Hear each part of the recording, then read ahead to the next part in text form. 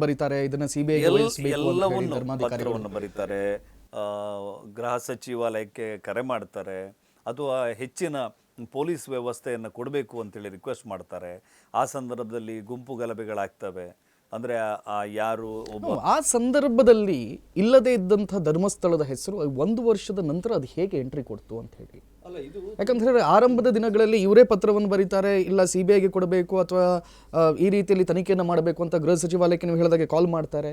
But after 1 year ಇದು ಧರ್ಮಸ್ಥಳದ ಕಡೆಗೆ ಬೆರಳು ತೋರಿಸುತ್ತೆ. ಯಾಕಾಯ್ತು ಅಂತ ಪ್ಲ್ಯಾನ್ ಇದೆಯಲ್ಲ, ಒಂದು ಸಿನಿಮಾಕ್ಕೆ ಕಥೆಯನ್ನು 1 ಲೈನ್ ಸ್ಟೋರಿ ಇರುತ್ತೆ.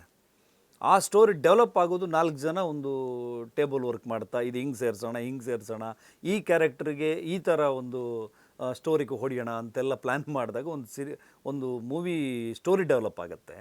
ಆ ರೀತಿಯಲ್ಲಿ ಧರ್ಮಸ್ಥಳವನ್ನು ಹೆಂಗೆ ಇಲ್ಲಿ ಕನೆಕ್ಟ್ ಮಾಡ್ಬೋದು ಎನ್ನೋ ಪ್ಲ್ಯಾನನ್ನು ಮಾಡೋಕ್ಕೆ 1 ವರ್ಷ ತಗೊಂಡ್ರವರು. 1 ವರ್ಷದಲ್ಲಿ ಬೇರೆ ಬೇರೆ ಜನರನ್ನು ಸಂಪರ್ಕ ಮಾಡಿರ್ಬೋದು. ಎಲ್ಲ ಕೂತ್ಕೊಂಡು ಸೋಮನಾಥ್ ನಾಯ್ಕ ಮನೆಯಲ್ಲೆಲ್ಲ ಬೇರೆ ಬೇರೆ ರೀತಿಯ ಪ್ಲ್ಯಾನ್ಗಳನ್ನು ಮಾಡಿ ಸರಿಯಾಗಿ ಸೌಜನ್ಯ ಅಗಲಿದ 1 ವರ್ಷಕ್ಕೆ ಸರಿಯಾಗಿ ಒಂದು ಸುದ್ದಿವಾಹಿನಿಯಲ್ಲಿ ಮೊದಲ ಬಾರಿಗೆ ಒಂದು ಆಘಾತಕಾರಿಯಾದಂತಹ ಒಂದು ಬೆಳವಣಿಗೆ ನಡೆಯುತ್ತೆ. ಯಾವುದೋ ಒಬ್ಬ ಸಂಬಂಧವೇ ಇಲ್ಲದೆ ಇರುವಂಥ ಯುವಕರ ಹೆಸರುಗಳನ್ನು ಅಲ್ಲಿ ಅನೌನ್ಸ್ ಮಾಡಲಾಗುತ್ತೆ. ಅದರ ನಂತರ ಇದು ತಗೊಳ್ಳುವಂಥದ್ದು ಬೇರೆ ಡಿಫ್ರೆಂಟ್ ಆದಂಥ ದಾರಿಯನ್ನು. ಅಲ್ಲ, ಈ ನಡುವಿನಲ್ಲಿ ಇನ್ನೊಂದು ಚರ್ಚೆ ಇದೆ.